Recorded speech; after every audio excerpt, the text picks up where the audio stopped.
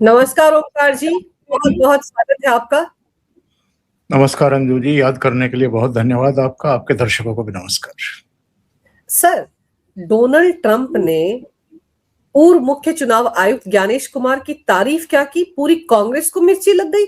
और उनके वो जो सफेद बालों वाले प्रवक्ता हैं, जिनके बारे में सोनिया भी यही बोलती है, पवन खेड़ा, वो किस तरह की भाषा का इस्तेमाल करें कि ले जाएं उनको अमेरिका, हम अगली फ्लाइट से भेज देते हैं, वहीं रख लें।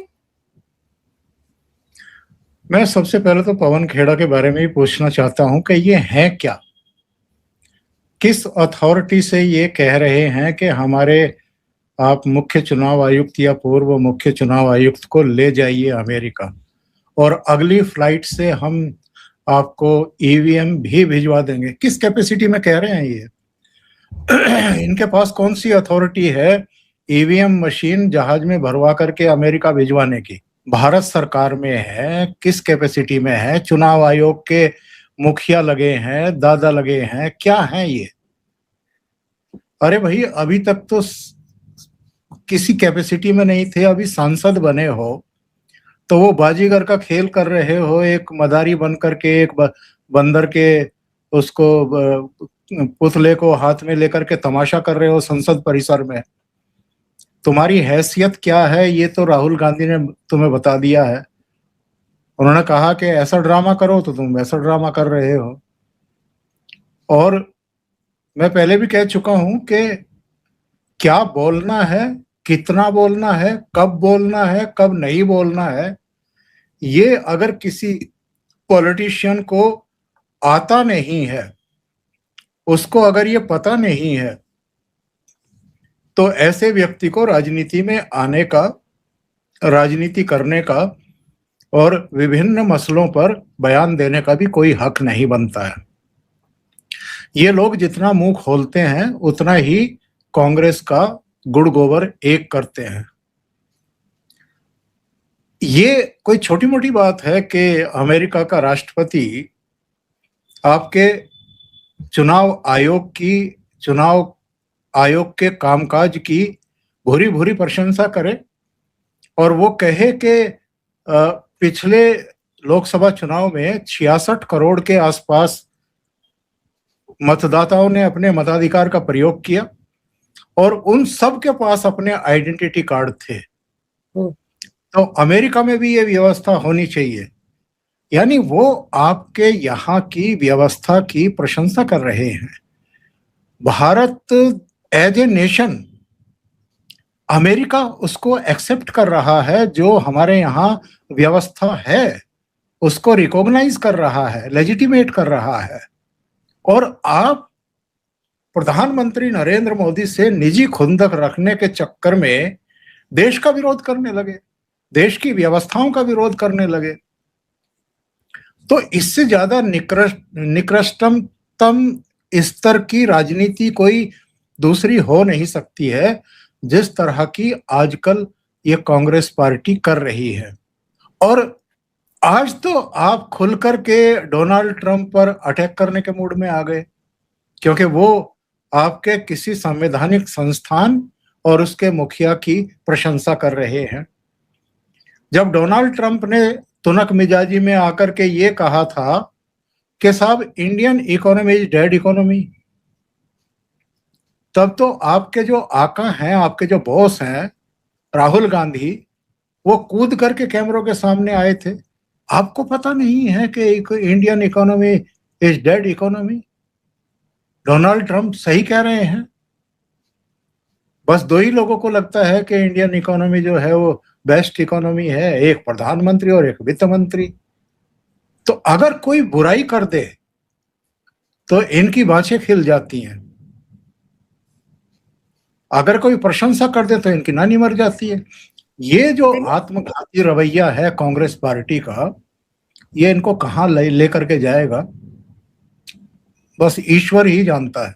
लेकिन सर, मजेदार तो ये है कि डोनाल्ड ट्रंप की तारीफ करने के बाद अमेरिकी राजदूत सर्जियो बोर, जो अभी हाल ही में कांग्रेस शासित राज्यों के मुख्यमंत्रियों से मुलाकात करके आए हैं, उन्होंने भी तारीफ की, उन्होंने भी ट्रंप की बातों का समर्थन किया और एक्स पर उन्होंने भी लिखा कि भारत की चुनाव प्रणाली जो है वो बिल्कुल सही है, इतने लोगों के आई कार्ड बने, हर मतदाता के पास आई कार्ड होना जरूरी है।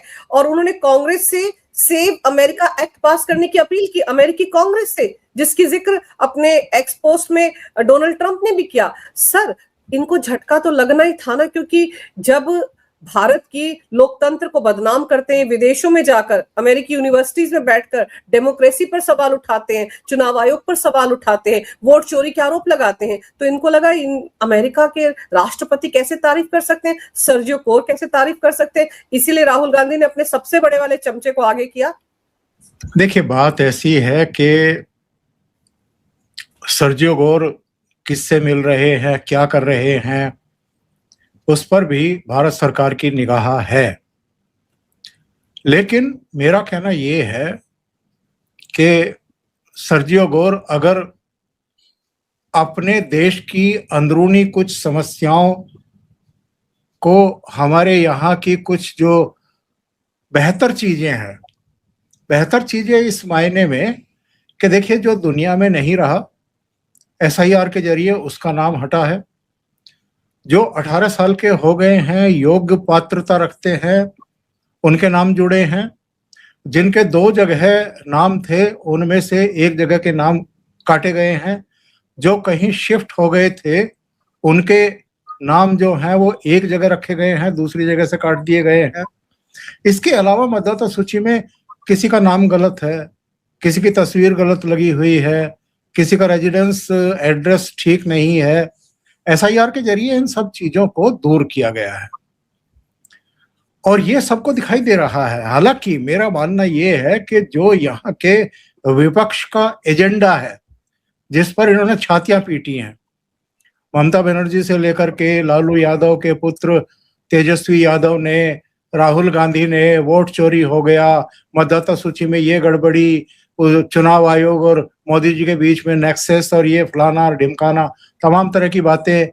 एक वो कर्नाटक की कोई कॉन्स्टिट्यूंसी का उठा करके ले आए, हरियाणा का, महाराष्ट्र का, कि जी बड़ी गड़बड़ियां हुई हैं, ये सब वोट चोरी से सरकारें बनी हैं, वोट चोरी से प्रधानमंत्री बने हैं, हम इनको मानते नहीं हैं। आपके मानने ना मानने से क्या होता है? देश का मतदाता चुन रहा है। तो वैसे तो अगर देखें तो जो जॉर्ज सोरोस का या डीप स्टेट का या सीआईए का और अमेरिका का भी जो एजेंडा है, वो तो मोदी जी के खिलाफ ही है ना। ये सारी ताकतें और कुछ और ताकतें, उनमें चीन भी आप ले लीजिए, कुछ दूसरी ताकतों को भी ले लीजिए, वो तो चाहती है कि घड़ी की चौथाई में ये यहाँ से विदा हो प्रधानमंत्री। लेकिन चूंकि उनको सेव अमेरिका एक्ट पास कराना है और वहां भी सिमिलरली, जैसे यहाँ घुसपैठ एक बहुत बड़ी समस्या है, अमेरिका में भी बहुत बड़ी समस्या बन गई है। वहां भी मैक्सिकन से लेकर के अफ्रीकन और तमाम दूसरे वहां घुसपैठ कर चुके हैं।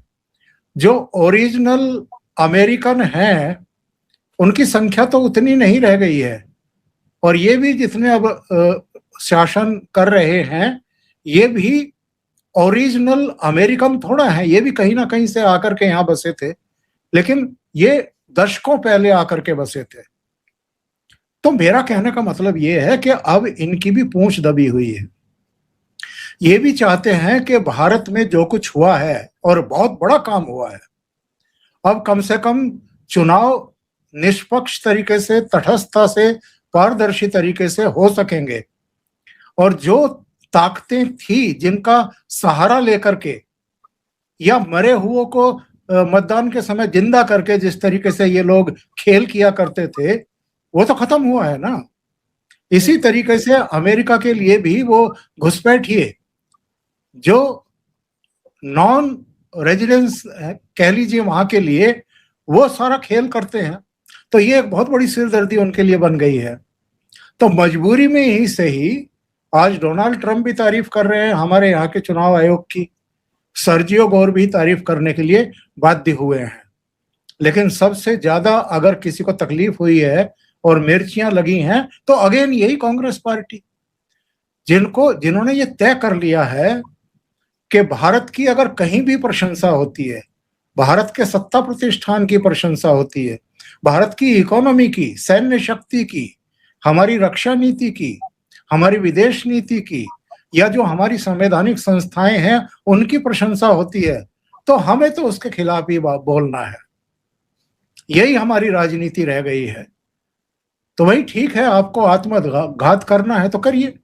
सर इनको तो इसीलिए बोलना है ना क्योंकि इनकी तो राजनीतिक दुकान यही सब कुछ कहकर चलती है। आप सोचिए कितना शोर मचाया इन्होंने, एसआईआर को लेकर सुप्रीम कोर्ट तक गए, क्या क्या आरोप नहीं लगाए, वोट चोर गद्दी छोड़िए, नारेबाजी की सर, प्रोपेगेंडा चलाने के लिए पैसा भी तो अमेरिका से आ रहा था। आप सही कह रहे हैं सर, सेव अमेरिका एक्ट के चलते मजबूरी में ही ये तारीफ हो रही है, मजबूरी में तारीफों के पुल बांधे जा रहे हैं। लेकिन कांग्रेस के वोट बैंक का क्या होगा सर? धीरे धीरे क्या हो रहा है कि जो इनका कथित वोट बैंक है उसमें भी अब टूट फूट होगी। उसमें भी अब लोग ये जान और समझ रहे हैं कि एक्चुअल खेल क्या है। और बहुत सारे लोग तो बल्कि अब आने लगे हैं और कैमरों पर भी बोलने लगे हैं।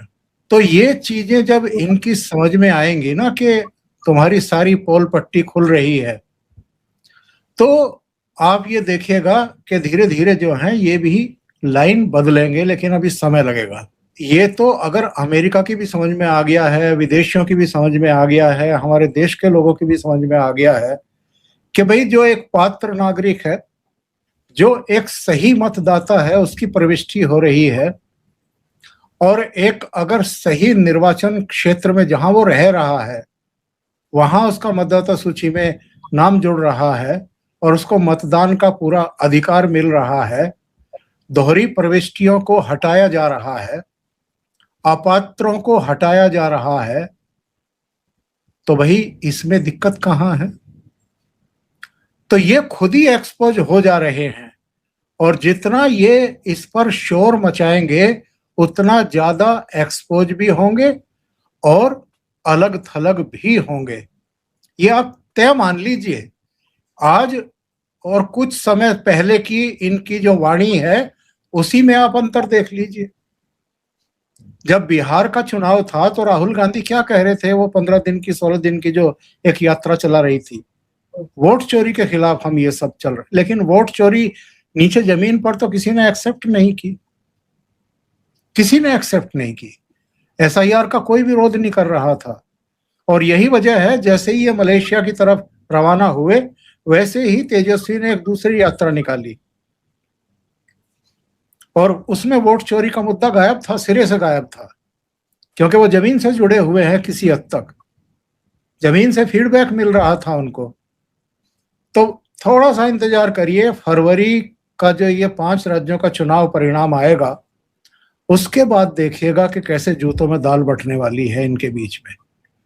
एक को निपटा चुके बिहार में, तेजस्वी यादव को, फिर आखिरी लम्हों में पश्चिम बंगाल में ममता के खिलाफ भी बयान दे दिया था कि ममता के गलत रूल की वजह से, गलत नीतियों की वजह से भारतीय जनता पार्टी पश्चिम बंगाल में आ रही है।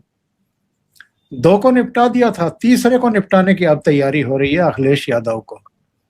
और देखिए कांग्रेस की नीति ये है कि धीरे धीरे जिन लोगों ने इनके वोट बैंक पर कब्जा किया है, इनकी मूल जमीन को हथियाया है, उनको खत्म कर दो, तो फिर जीरो से आप आगे उन राज्यों में शुरू कर पाएंगे कि नहीं कर पाएंगे वो बाद की बात है। लेकिन अभी ये अपने क्षेत्रीय सहयोगियों को निपटाने के अभियान में लगे हुए हैं। सर ये अभियान तो इनका चल रहा है, लेकिन अब दूसरे अभियान की बात कीजिए ना। देखिए वंदे मातरम राष्ट्रगीत जो है उसको लेकर किस तरह से पेश आ रही है कांग्रेस पार्टी। पहले तो तमाशा 15 अगस्त के दिन ही कर दिया, अब ये जो मल्लिकार्जुन खड़गे हैं, अब देखिए किस तरह की स्टेटमेंट दे रहे हैं। सर अमित शाह को लेकर क्या बोल रहे हैं कि मैं तो पहली बार विधायक बना था तो अमित शाह तो बच्चे थे, तो इससे क्या फर्क पड़ जाता है? इनको लग रहा है कि वो इनको देशभक्ति सिखा रहे हैं। अरे आप अपने राष्ट्रगीत का मान सम्मान कीजिए, उसके बाद कौन आपको देशभक्ति का पाठ पढ़ाएगा? आप तो खुद पढ़े लिखे हैं, इतनी उम्र हो गई आपकी राजनीति में। नहीं, ये जो इन्होंने कहा है, जो बयान दिया है, इसका मतलब क्या है? कोई मतलब है इसका? और ये अगेन मैं कहूंगा कि इन लोगों के फ्रस्ट्रेशन जो है वो बाहर निकल करके आ रहे हैं। भाई वो तीसरी कक्षा के छात्र थे या दूसरी कक्षा के छात्र थे जब आप एमएलए बन गए थे, इससे क्या फर्क पड़ता है? वो आज देश के गृह मंत्री हैं और कांग्रेस की तमाम तरह की साजिशों के बावजूद इस पद तक पहुंचे हैं, सम्मानित पद तक पहुंचे हैं। और साजिशें कौन सी? जब गुजरात में नरेंद्र मोदी मुख्यमंत्री थे तो अमित शाह उनकी सरकार में गृह राज्य मंत्री हुआ करते थे। तब सोहराबुद्दीन शेख और इशरत जहां मुठभेड़ कांड में सीबीआई को उनके पीछे लगा करके उनको गिरफ्तार करा दिया था। 3 महीने तक उनको अहमदाबाद की सेंट्रल जेल में रखा गया।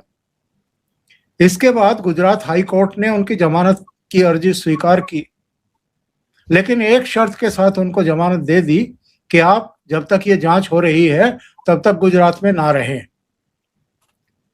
अमित शाह को 2 साल के लिए अपने घर से बेघर किया गया, दर बदर जिसको कहते हैं। और ये क्या ताना मारते हैं कि जी वो कोर्ट के आदेश पर तड़ीपार घोषित कर दिए गए थे, तड़ीपार हो गए थे। फिर अगर वो तड़ीपार हो गए थे तो जो बॉम्बे की जो सीबीआई की विशेष अदालत थी, जिन्होंने अमित शाह को हर एक आरोप से बरी किया, बाइज्जत बरी किया, और अपने निर्णय में लिखा कि ये पॉलिटिकली मोटिवेटेड आरोप थे जो जिसमें अमित शाह को गिरफ्तार किया गया था, उसको कौन याद रखेगा? क्यों नहीं याद करना चाहते हैं और क्यों नहीं पब्लिक को बताना चाहते हैं? तो इनके रोकने से, तो अगर गिद्धों के कोसने से, चाहने से अगर जानवर पशु मरा करते तो अब तक तो सारे खत्म हो गए होते, सारी दुनिया के खत्म हो गए होते। इन्होंने किस किस तरह के अभियान नहीं चलाए हैं? नरेंद्र मोदी को भी खत्म करने के किस तरह के अभियान चलाए? नहीं चलाए इन्होंने। 9 घंटे तक अगर किसी चीफ मिनिस्टर से एसआईटी ने पूछताछ की थी, उसको ग्रिल किया था, तो वो अकेले नरेंद्र मोदी थे। चीफ मिनिस्टर रहते हुए उनसे पूछताछ की गई थी गुजरात दंगों के बारे में। किसी एसआईटी ने, किसी आयोग ने, किसी कमेटी ने, कोई एजेंसी ने आज तक नरेंद्र मोदी को गुजरात दंगों का दोषी नहीं माना। उन पर कोई आरोप नहीं है।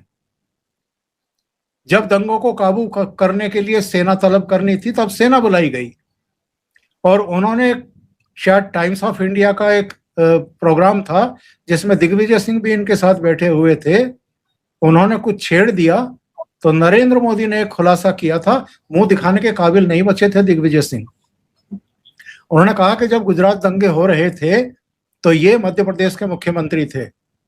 मैंने कांग्रेस शासित 3 प्रदेशों के मुख्यमंत्रियों को टेलीग्राम भेजा और उनको फोन करवाए और ये अनुरोध किया कि यहाँ स्थितियां खराब हो रही हैं, अपने यहाँ से पुलिस फोर्स भेजिए हमारी सहायता के लिए। कांग्रेस के 3 राज्यों के मुख्यमंत्रियों ने मना कर दिया फोर्स भेजने से। और आज ये किस मुंह से गुजरात दंगों को लेकर के, जबकि उनको किसी भी अदालत ने, किसी भी जांच कमेटी ने, किसी भी आयोग ने गिल्टी नहीं पाया है, लेकिन इनका दुष्प्रचार आज भी चल रहा है। ये तो भला हो इस देश की जागरूक जनता का, जो दूध का दूध और पानी का पानी करना जानती है। उनको पता है कि किस तरह का दुष्प्रचार किया जा रहा है। यही कांग्रेस की सरकार थी ना अंजू जी, जब मुख्यमंत्री के तौर पर उनको एक सेमिनार के लिए, एक प्रोग्राम के लिए अमेरिका में आमंत्रित किया गया। 67 मेंबर ऑफ पार्लियामेंट ने एक चिट्ठी लिखी, बराक ओबामा राष्ट्रपति थे, उनको भिजवाई गई और कहा गया कि नरेंद्र मोदी गुजरात दंगों के जिम्मेदार हैं, उनको वीजा ना दिया जाए। मैंने आपके ही प्रोग्राम में पहले कहा था कि बराक ओबामा और मिशेल ओबामा रेड कारपेट बिछा करके व्हाइट हाउस के बाहर इंतजार कर रही थी नरेंद्र मोदी का। उस समय तो वीजा नहीं दिया जब मुख्यमंत्री थे, लेकिन जब प्रधानमंत्री बने तो वही बराक ओबामा व्हाइट हाउस के बाहर खड़े थे उनको रिसीव करने के लिए। तो इनके षड्यंत्र अगर चल रहे होते, इनकी चाहना अगर आगे बढ़ रही होती, तो देश की जनता नरेंद्र मोदी को सर्वोच्च पद पर ना बैठाती। और ये जो फ्रस्ट्रेटेड हो चुके हैं, जो प्रधानमंत्री बनना चाहते थे, ये अब कपड़े लत्ते फाड़ने की स्थिति में ना आते। सर, जिस तरह से राहुल गांधी ने अभी जो मॉनसून सत्र गया है उसमें अमित शाह को टारगेट किया, भाग गए, भगौड़े हैं, संसद में नहीं आए, मोदी और शाह मेरी नजरों से नजरें नहीं मिला सकते, ये सारी बातें राहुल गांधी कर रहे थे। आपको लगता है कि उनको खुश करने के लिए ही ये नया शगुफा लेकर आए हैं मल्लिकार्जुन खड़गे? आखिर उनके कहने पर ही चलते हैं ना। वो सफेद बालों वाला जो स्टेटमेंट सोनिया गांधी ने जिनके लिए दिया, पवन खेड़ा, वो भी तो राहुल गांधी की चमचागिरी कर करके, तपस्या कर करके यहाँ तक पहुंचे हैं। तो इस वक्त तो उनके कहने पे ये सारी स्टेटमेंट्स दी गई होंगी ना। इनके चाहने से कुछ होता हुआ तो है नहीं। इन्होंने क्या हालत करके छोड़ दी है कांग्रेस की, किस हालत में ये पार्टी को ले गए हैं। इतने गहरे गहरे गड्ढे खोद चुके हैं ये अपने बयानों की वजह से, अपनी गलत नीतियों की वजह से, कि अभी सैकड़ों फीट नीचे कांग्रेस पार्टी दफन हो चुकी है। इसको वहां से निकाला नहीं जा सकता है। अगर वाकई लोकतांत्रिक व्यवस्था में और जो परिपाटियां हैं उनमें मौजूदा इनकी लीडरशिप का यकीन होता तो ये सदन का भी सम्मान करते, स्पीकर और सभापति का भी सम्मान करते, ये राष्ट्रपति और प्रधानमंत्री का, गृह मंत्री का भी सम्मान करते, ये संवैधानिक संस्था चुनाव आयोग का भी सम्मान करते। वो किसी का सम्मान नहीं कर रहे हैं। उनके लिए किसी भी ऊंचे पद पर बैठे हुए व्यक्ति का कोई सम्मान है ही नहीं। वो हर एक का अपमान कर रहे हैं। वो भारतीय लोकतंत्र का अपमान करते हैं जब विदेश यात्रा पर होते हैं और वहां अलग अलग किसी विश्वविद्यालय के किसी डिपार्टमेंट के किसी हॉल में कुछ लोगों को बुलवा करके उनको जो लेक्चर देते हैं, रिकॉर्डिंग यहाँ प्रसारित करवाते हैं, तो वहां भी अपना फ्रस्ट्रेशन निकालते हैं। अगर आप विदेश में जाकर के अपने देश की बुराई कर रहे हैं तो आप सच्चे भारतीय हो ही नहीं सकते हैं। और ये कैसे भारतीय हैं, ये इस बार के स्वतंत्रता दिवस पर कांग्रेस मुख्यालय में पता लग गया पूरे देश को और दुनिया को। अभी 11 अगस्त को ही राष्ट्रपति महोदया ने मोहर लगाई थी अपनी सहमति की, कानून बना था। वंदे मातरम जो है उसके सभी 6 बंद जो है वो गाए जाएंगे, अनिवार्य रूप से गाए जाएंगे। अगर कोई व्यवधान पैदा करेगा, अगर कोई उसका अपमान करेगा किसी भी रूप में, तो वो एक अपराध है, उस पर संज्ञान लिया जा सकता है, गिरफ्तारी हो सकती है, मुकदमा चलाया जा सकता है, 3 साल तक की सजा उसको सुनाई जा सकती है। मुझे लगता है कि अब केवल राजस्थान की अलवर की रैली में जो अमित शाह साहब ने निंदा की है सोनिया गांधी की, निंदा से काम चलेगा नहीं। इसमें 3 जगह मुकदमे कायम हो चुके हैं। बेंगलुरु में कायम नहीं हुए, तहरीर दी गई है। मंगलुरु में, बेंगलुरु में और दिल्ली के आईपी स्टेट पुलिस स्टेशन में। तो इन तीनों में मुकदमा कायम हो, कार्रवाई शुरू हो, ये बहुत जरूरी है, वरना खेल शुरू हो चुका है। अभी गोवा में शायद मल्लिकार्जुन खड़गे थे, वहां 2 ही बंद जो पहले कांग्रेस के अधिवेशनों में गाए जाते रहे हैं वो ही वहां उनका पाठ हुआ है, बाकी के 4 छोड़ दिए गए। इमरान मसूद जो बोटी बोटी वाला है, उसने कहा है कि मैं खड़ा हो सकता हूं, खड़ा रह सकता हूं, गाऊंगा नहीं, चाहे मुझे फांसी पर चढ़ा दो। कांग्रेस के प्रवक्ता भी अब इसी तरह की बातें करने लगे हैं। पवन खेड़ा ने इसी तरह की बात करनी शुरू कर दी है। जयराम रमेश ने लिपापोती करने की कोशिश की थी कि नहीं नहीं वो पूरा गाया गया है, क्योंकि वो समझदार हैं, वो फंदे में नहीं फंसना चाहते, वो जेल की हवा नहीं खाना चाहते।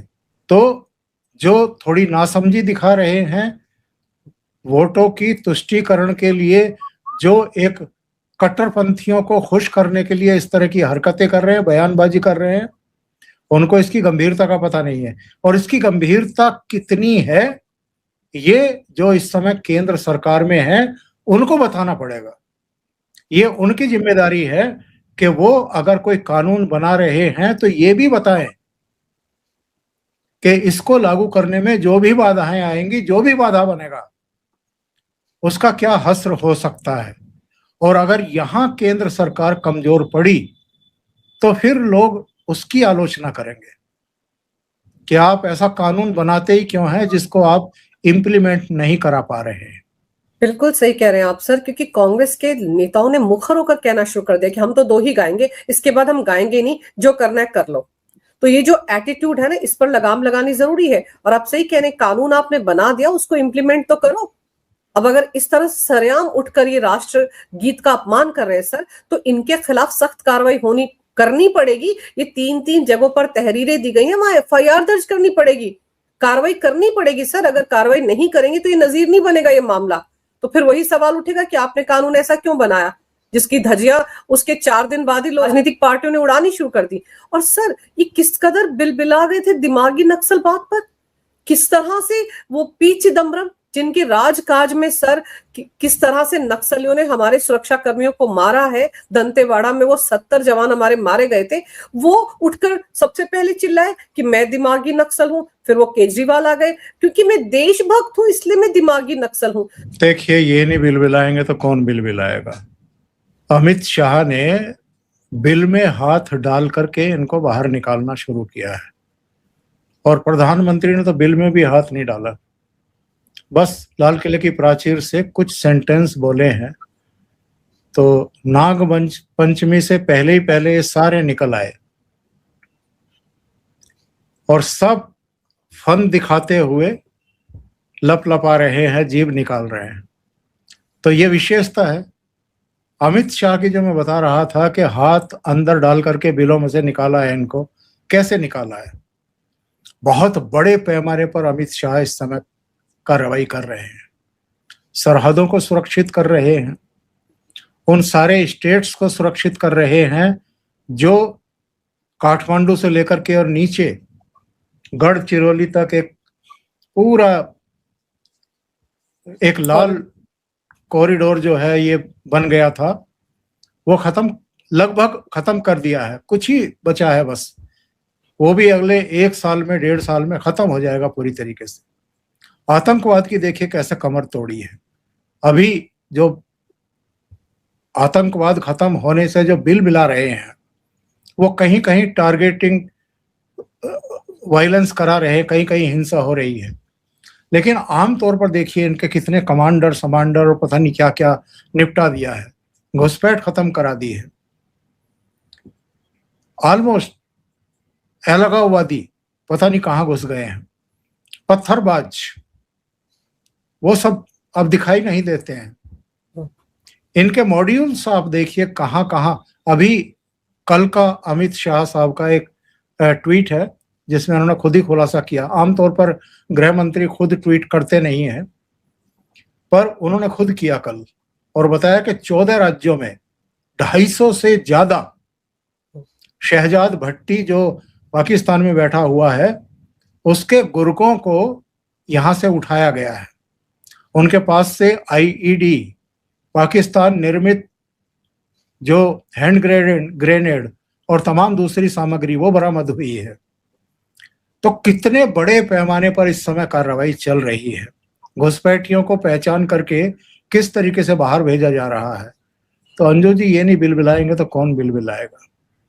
इनके तो हाथ पैर सब काटे जा रहे हैं एक तरीके से। जिनके बल पर ये खेल करते थे वो सारे खेल बंद हो रहे हैं इनके, तो ये बिलबिलाएंगे। 2010 में घटना हुई थी, उस वक्त जेएनयू वगैरह में जश्न मनाया गया था और वहीं पर ये स्टेटमेंट दे रहे थे पी चिदम्बरम। और आज उनको लग रहा है कि मैं दिमागी नक्सल हूं। हमको तो अच्छे तरीके से पता है कि वो नक्सली विचारधारा के हैं जो कभी भी हथियार डालने के लिए मजबूर नहीं कर पाए नक्सलियों को। तो किस तरह की जिम्मेदारियां निभाई इन्होंने गृह मंत्री रहते हुए सर, और फाइनेंस मिनिस्टर रहते हुए इन्होंने क्या किया था सर, वो भी जग जाहिर है। ये सब सोनिया गांधी के रत्न हैं, ढूंढ ढूंढ करके इनको मंत्री बनाया गया था। देखिए 2006 का डॉक्टर मनमोहन सिंह का ही बयान है नक्सल प्रभावित राज्यों के मुख्यमंत्रियों और मुख्य सचिवों की बैठक में बोल रहे थे, संभवतः विज्ञान भवन में बोल रहे थे, और उन्होंने कहा था कि आंतरिक सुरक्षा के मोर्चे पर नक्सलवाद सबसे बड़ी चुनौती है। और 2008 में मुंबई अटैक के बाद शिवराज पाटिल ने इस्तीफा दिया था गृह मंत्री के पद से, और इनको बनाया गया था गृह मंत्री। गृह मंत्री को मनमोहन सिंह नहीं बनाते थे, उस समय सोनिया गांधी बनाती थी। और फिर ये दूसरे कार्यकाल में भी 2012 तक रहे थे। फिर बाद में वो शायद सुशील कुमार शिंदे आ गए थे, महाराष्ट्र वाले, जिनका बयान भी बड़ा फेमस हुआ था ना कि मुझे कहा गया कि आप जम्मू कश्मीर की यात्रा करिए, डल झील में नौका विहार करिए, और ऐसा शब्द बोला फिर इन्होंने इंटरव्यू में जिसको हम ऑन एयर बोल नहीं सकते, कि मेरा क्या हुआ जा रहा था। तो ऐसे ऐसे तो गृह मंत्री छांट छांट कर बनाए थे। तो कांग्रेस ऐसे ही गर्त में नहीं गई है अंजू जी, बहुत अथक प्रयास किए हैं इन सब ने मिलकर के, और वो प्रयास सर अभी भी जारी हैं। अभी भी जिस तरह की बयानबाजी इनके नेताओं प्रवक्ताओं की तरफ से होती है, वो भी उसी दिशा में काम कर रहे हैं कि और गर्त में चली जाए कांग्रेस। लेकिन सर अब देखते हैं इस मसले पर, खासतौर पर वंदे मातरम के मामले में क्या कार्रवाई होती है कांग्रेस के नेताओं के खिलाफ, जिन लोगों ने हमारे राष्ट्रगीत का इस तरह से अपमान किया है, और इनके खिलाफ कार्रवाई होना बहुत जरूरी है। ये सच में केंद्रीय गृह मंत्रालय के सामने एक बहुत बड़ी चुनौती है। अब इससे वो कैसे पार पाते हैं ये देखना होगा। लेकिन सर आपने समय निकाला, बहुत विस्तार से इस विषय पर बहुत अहम जानकारी मेरे दर्शकों को दी। आपका बहुत बहुत धन्यवाद। नमस्कार। जय हिंद। जय हिंद।